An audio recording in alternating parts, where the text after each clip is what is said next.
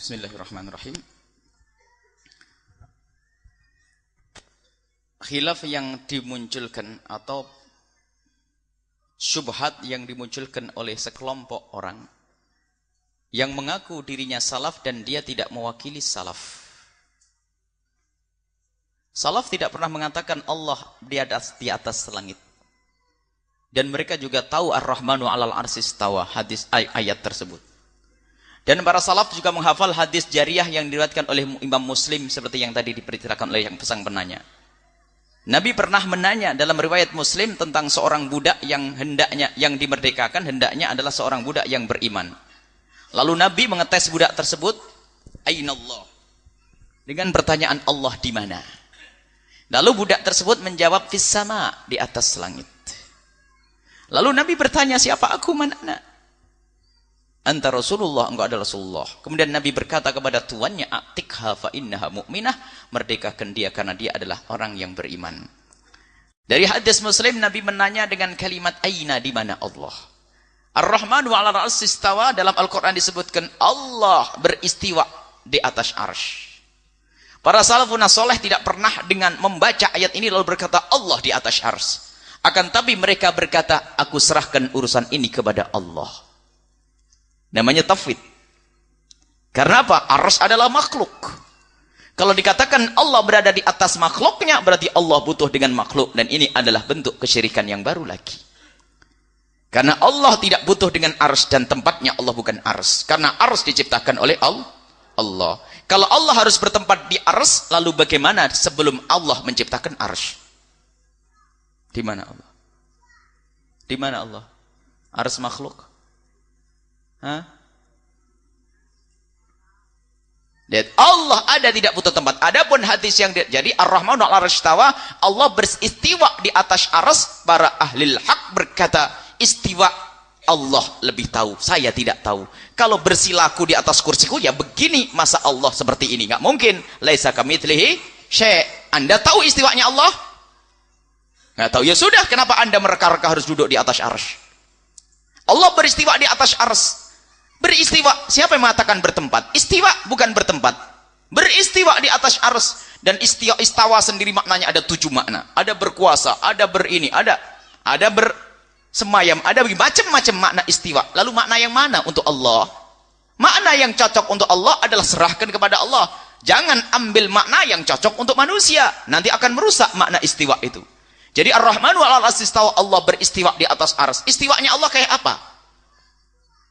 Tidak boleh bertanya dengan kayak di dalam diri Allah, dalam zat Allah Subhanahu wa taala. Allah beristiwa di atas arsy.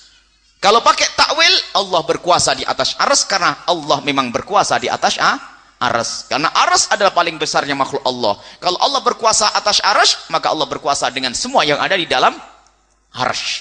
Baik, adapun hadis jariyah yang diriwayatkan oleh Imam Muslim. Hadis sahih karena Imam Muslim yang meriwayatkannya. Akan tapi lihat, kembalikan kepada usul akidah. Hadis ahad tidak boleh kita jadikan sandaran akidah. Lebih dari itu. Di situ ada riwayat-riwayat yang diriwayatkan oleh Imam Baihaqi dan lainnya, bahwasanya hadis jariyah itu tidak begitu bunyinya. Hadis jariyah itu budak. Hadis yang bercerita tentang budak dalam riwayat lain berbunyi begini. Atashhadina alla ilaha illallah wa anni rasulullah. Apakah kau bersaksi bahwasanya tidak ada Tuhan selain Allah dan aku adalah utusan Allah? Hadis sahih riwayat Baihaqi. Dan kisahnya sama tentang wanita ini. Hadis yang diriwayatkan oleh Imam Muslim adalah sahih dan hadis riwayat yang imam lain juga sahih. Kira-kira mana yang benar di antara dua hadis ini? Apakah benar yang harus ditarjih adalah riwayat Imam Muslim? Ulama mana yang mengatakan riwayat Imam Muslim harus didahulukan daripada hadis yang lainnya? Memang betul Imam Muslim didahulukan dari yang lainnya, itu urutan ke-102 menurut Imam Zainuddin Al-Iraqi. Jadi tarjih antara hadis dengan hadis itu ada. Bukan berarti setiap Bukhari Muslim harus didahulukan. Akan tapi ada riwayat lain bahasanya, Atasyhadina alla ilaha illallah, apakah aku bersaksi bahasanya tidak ada Tuhan selain Allah? Kemudian riwayat lain, Ainallah, Allah di mana? Kira-kira mana yang lebih, kira-kira dulu orang awam kira-kira. Tahqiqnya ahli ilmu. Kalau orang awam kita bertanya ahli ilmu. Kalau kita pengen mengetes orang Islam atau tidak Islam dengan apa? Dengan syahadat atau dengan Allah di mana? Coba jujur. Disepakati ulama ijma dari masa ke masa. Kalau orang pengen masuk Islam pakai apa? Asyhadu alla ilaha illallah. Apakah Allah di mana? Mana itu semuanya? Allah di mana? Enggak. Makanya dari inilah ulama mengatakan hadis yang diriwayatkan Imam Muslim adalah maknanya, makanya hadis riwayat sahih tapi maknanya adalah tidak sesuai, maka ditinggalkan ini riwayat. Kita pakai riwayat yang benar, apa itu? Atasyhadina alla ilaha illallah wa anni Rasulullah. Engkau bersaksi tidak ada Tuhan selain Allah. Apakah kau bersaksi bahwasanya tidak ada Tuhan selain Allah dan aku adalah utusan Allah? Dia menjawab, ya, aku bersaksi tidak ada Tuhan selain Allah dan Nabi Muhammad engkau adalah utusan Allah. Maka ini riwayat yang diambil. Cuman anehnya sebagian orang senang dengan riwayat itu. Memang dia itu adalah anak keturunan orang Mujassimah, mengatakan Allah berjisim dan bertempat, dan itu paling susah dibenarkan, seolah berhujjah dengan riwayat hadis sahih Muslim. Akan tapi riwayat lain mengatakan seperti itu. Atasyhadina. Kemudian kebingungan mereka akan terbaca. Allah itu ada di atas arsy. Terus disodorkan ayat. Innallaha bikulli syai'in muhit. Allah meliputi segala sesuatu. Lalu gimana gambarannya? Allah meliputi segala sesuatu. Muhitun bikulli syai'. Muhitun bikulli syai'. Ayat bunyi, bagaimana ayatnya bunyinya? Wallahu bikulli syai'in muhit. Allah meliputi. Jadi bagaimana mana Allah meliputi? Dia bingung. Jadi ada aras makhluk yang paling gede, Allah ada di sini semuanya. Kemudian ada lagi dalam hadis sahih, Allah turun ke langit bumi, ke langit ke sama'id dunya, ke langit dunia setiap sepertiga malam akhir. Gimana turunnya? Gimana? Masuk gitu? Gimana? Coba. Karena dari asalnya salah sudah bingung. Kalau kita tidak. Kita selagi sesuatu yang seperti itu kita serahkan kepada Allah, jangan banyak ditanya. Kalau pengen kita jelaskan pada orang awam, takwil. Takwil artinya apa? Allah berkuasa atas arsy. Kemudian Allah turun di sepertiga malam, rahmatnya yang diturunkan oleh Allah secara khusus. Bukan Allah turun dari mimbar kayak begitu, bukan. Makanya kalau akidah yang benar enak, karena dia akan salah, Allah ada di atas arsy. Sampai kebingungannya imamnya yang katanya muhaddis, dia tersesat dalam takwil. Dia anti takwil. Para Asy'ariyah adalah ahli orang batil, ahli sesat karena telah mentakwil ayat-ayat Al-Qur'an. Ternyata dianya masuk dalam takwil yang sangat jauh dan sesat. Takwilnya apa? Kalau orang ngerti ilmu mantek akan tertawa. Mereka mengatakan membodohkan Asy'ariyah ini karena kedangkalan akalnya dan kebusukan hatinya, maka tidak bisa faham Allah di atas arsy. Kenapa susah mengatakan Allah berada di atas arsy? Arsy itu adalah paling besarnya makhluk Allah. Kemudian Allah ada di ini. Setelah arsy namanya makan, yang namanya makan adami. Makan adami katanya seorang muhaddisnya itu. Jadi ada makan namanya makan adami. Orang yang ngerti dunia mantek paham. Adam itu apa sih? Adam itu tidak. Bukan begini, ini Adam. Jadi Allah berada di makan adami. Allah yang maha ada berada di tempat yang tidak ada. Nyambung enggak otaknya? Coba ini dituliskan. Allah fil makan al-adami. Jadi ada arsy, setelah arsy itu makan adami. Allah di situ. Karena apa? Kalau Allah dimakan yang wujudi, Allah diliputi oleh sesuatu. Dia tidak mau mengatakan Allah diliputi sesuatu. Tapi Allah meliputi sesuatu. Bingung dia. Dan ini adalah kedangkalan. Sederhana. Memang mohon maaf diingatkan tim. Kalau bisa bulletin kita minggu ini sudah terbit masalah ini. Kalau memang ada itu. Itu adalah remeh itu. Para salafun saleh mengatakan serahkan urusan ini kepada Allah. Jika Anda mendengar tangan Allah, jangan kebayang seperti tanganmu. Serahkan urusan ini kepada Allah. Kalau mulai kebayang Allah seperti manusia, hilangkan Allah tidak seperti itu. Itu kesyirikan. Berhala yang kau buat di otakmu sendiri. Ini mujassimah itu. Sederhana bagi mereka itu. Karena berangkat dari kedangkalannya. Kemudian menyalahkan orang Asy'ariyah. Padahal kalau dikejar mereka bingung dan bingung. Mereka tidak mau takwil. Kemudian apa? Hajar aswad yaminullah yusaffih bi ibadahu. Hajar aswad adalah tangan kanannya Allah. Berjabatan tangan dengan umatnya, dengan hambanya, dengan hajar. Oh, tangan Allah hitam begitu. Ada memang orang apa ya? Tidak enak bahasa kasar itu. Jadi aneh mereka itu. Mereka tidak mau takwil. Nasullaha fa ansahum. Kan dalam Al-Quran? Nasullaha fa nasiyahum. Ya. Nasullaha fa nasiyahum. Nasullaha mereka lupa kepada Allah. maka Allah melupakan mereka. Ayo, Allah punya sifat lupa?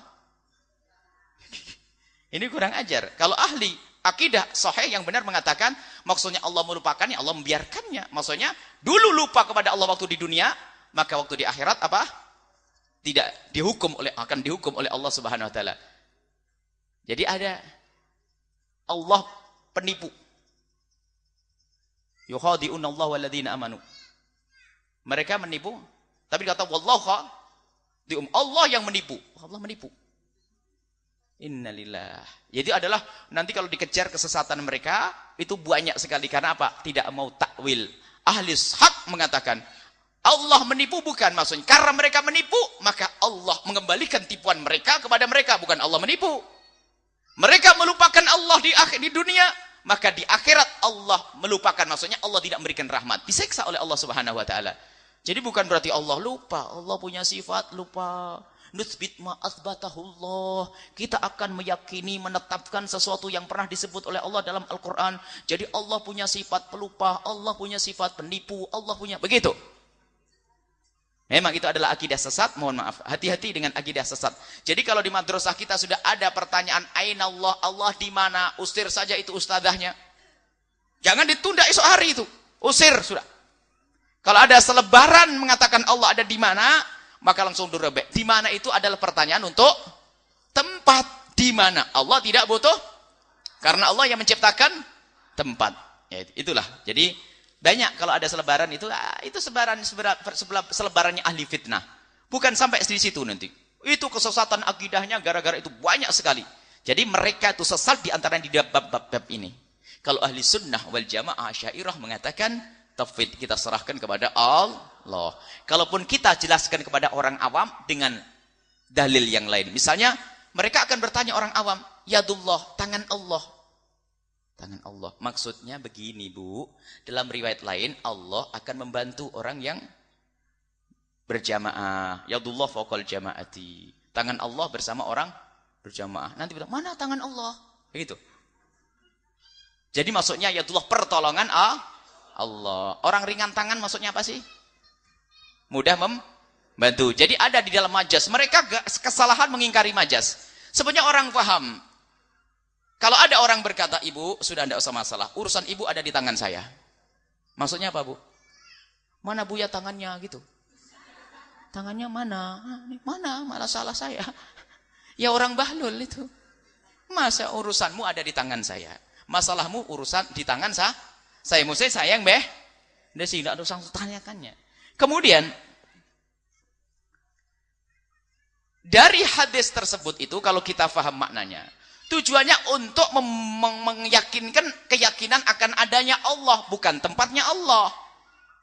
Jadi pertanyaan yang disampaikan Nabi itu adalah untuk mengetes dia yakin Allah ada, yakin percaya kepada Allah atau tidak. Sekarang pertanyaannya, baik riwayat Ainallah atau riwayat yang atasyadina, pertanyaan Nabi itu untuk mengetes dia percaya kepada Allah atau mengetes tempatnya Allah?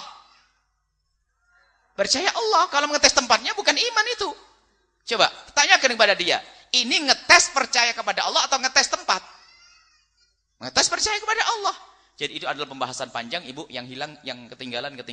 Yang penting alhamdulillah Ibu ahli Allah tidak butuh Jangan katakan Allah duduk di arsy, selesai. Baik.